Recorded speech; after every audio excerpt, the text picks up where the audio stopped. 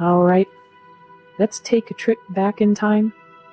The year was 1989, and there I was, a wide-eyed 11-year-old girl, eager to explore during my summer break in Ridgway, Missouri. A simpler time, a simpler place, you know? Ridgway was one of those quaint little towns with more trees than people.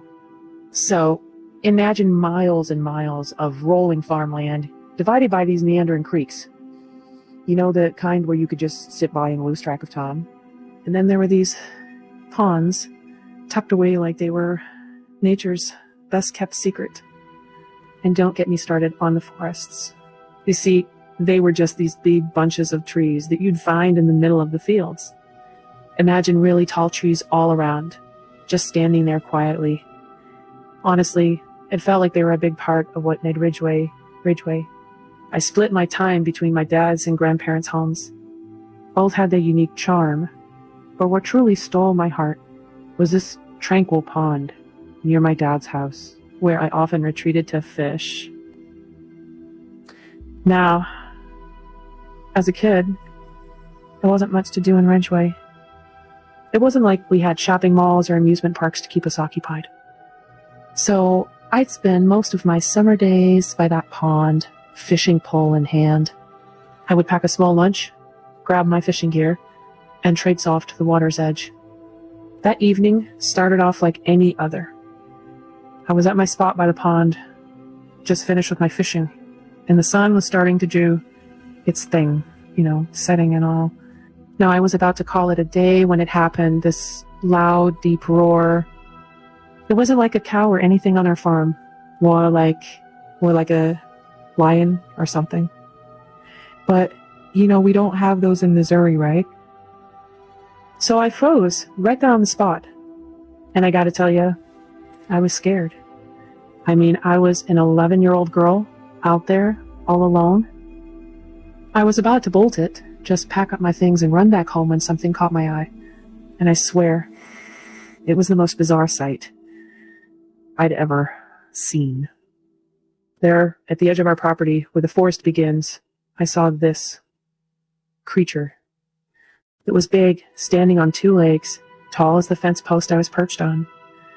And when I say tall, I mean really tall. I was taller than any man I'd ever seen. It had hair all over, kind of sparse, but it was hard to make out any specifics from that distance. Now, you might think I was hallucinating or something, but right there, next to this big creature, there was a smaller one. And it was stuck. Right in our barbed wire fence. It wasn't moving much, but I could see it was struggling, whimpering like a trapped calf. In that moment, I knew that I was seeing something extraordinary. And it wasn't just one, but two of them. A parent and a youngling. As scared as I was, I couldn't just ignore what was happening right in front of me. So there I was, facing this creature, so much larger than me, and its baby trapped in our fence. My heart was racing. It's like this odd mix of fear and fascination. But it wasn't just about the spectacle anymore. There was something else. I noticed this look in the creature's eyes, kind of desperate plea. You think it's hard to empathize with something so different, but the maternal desperation that was unmistakably human. And it hit me. This was a mother trying to free its child. I realized, hey, I can help. But how do you approach a situation like that? You can't just stroll up to a Bigfoot and say, hey, need a hand? No, I had to be cautious. I remembered something my grandpa told me once about dealing with wild animals. Never show fear, make slow movements, and avoid direct eye contact. So, I did exactly that. I took a deep breath, steadied myself, and started moving slowly towards the young one. I kept my gaze low, but never lost sight of the mother Bigfoot. It was tense, trust me. Every step felt like an eternity. Once I reached the fence, I began working on the wires. I could hear the youngling's cries soften as I made progress. The mother watched, not making any move to stop me. It was incredible, really. The young one was caught pretty badly. The barbed wire had looped around its arm a few times, the sharp points digging into the soft hair. I knew I had to act carefully. Any hasty move could cause more harm than good. Now, if you've ever tried freeing an animal from a barbed wire fence, you'd know it's no easy task. The trick is to hold the wire steady with one hand while gently maneuvering the tracked part with the other. And that's exactly what I did. I reached out slowly, carefully gripping the wire, trying to keep it from digging further into the creature's arm. I could feel the tension in the wire, and I was also aware of the Bigfoot mother watching me intently. Heart pounding, I held my breath, focusing on the task at hand. With a steady hand and a bit of gentle persuasion, I managed to ease the wire off the young one's arm. The cries of the young one softened and gradually ceased as it found itself free. There was a moment of pure relief, not just for the freed Bigfoot, but for me too. I quickly stepped back, giving them space. The Bigfoot mother gently picked up its baby, and they made their way back to the forest. And then came the howl, deep and resonating, reverberating through the air, as if echoing their gratitude. I stood there, my heart still pounding, taking in the reality of what just happened. Trust me, it's not every day you find yourself freeing a baby Bigfoot from a fence. The young one was free, and they retreated into the forest, but not before leaving a resonating howl behind. Let me tell you, it was an experience like no other.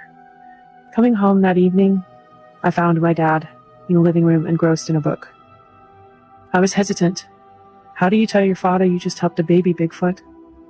As I began to speak, Dad's book slowly closed. His eyes, usually so cheerful, turned serious as I unveiled my story. The unusual roar, the ensnared creature, my trembling hands working the wire. As I talked about their retreat, his gaze never wavered from my face. Instead of the skepticism or laughter I had braced for, Dad's reaction was a solemn nod. There was an odd glint in his eyes, a hint of recognition that left me puzzled. You know, that morning after the whole Bigfoot incident was a bit weird. It felt like one of those days where everything was just slightly off-kilter. Like when you wake up from a dream that felt too real.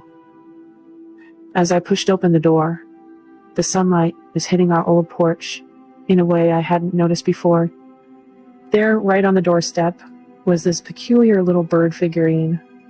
Picking it up, I felt the distinct grain of the wood, the kind you'd find only deep in our local forest. The carving style, that looked kind of familiar. Something akin to what I'd seen from local Native American tribes around here. They used the bird as a symbol of peace, a bridge between friends, you know. But the more I looked at it, the more something felt off. The carving was a bit rough around the edges, like the artist hadn't quite mastered their craft yet. Then it hit me, could this be a thank you note from the Bigfoot? Or was my dad trying to tell me he was proud of what I did? I was left staring at this bird, my mind juggling with the two possibilities. You know, this encounter with the Bigfoot family, it's something that's never really left me. There's hardly a day I don't think about that fateful summer evening in Ridgeway. I've been back there a bunch of times visiting family and old friends, but I've never seen them again. I guess they moved deeper into the forest, far away from people and fences. Yet, I can't help but look. Each time I pass by that old pond, my eyes automatically scan the woods, hoping to catch a glimpse of them. I wonder about the young one a lot. Has it grown as tall as its parent? Do they remember me like I remember them? Honestly, my life changed after that encounter. Every creature in the wild, no matter how big or small, I see them differently now. They're not just animals. They're beings with feelings, with families. They know fear, and they know gratitude. And the carved bird, it's my most cherished possession now. It's a constant reminder.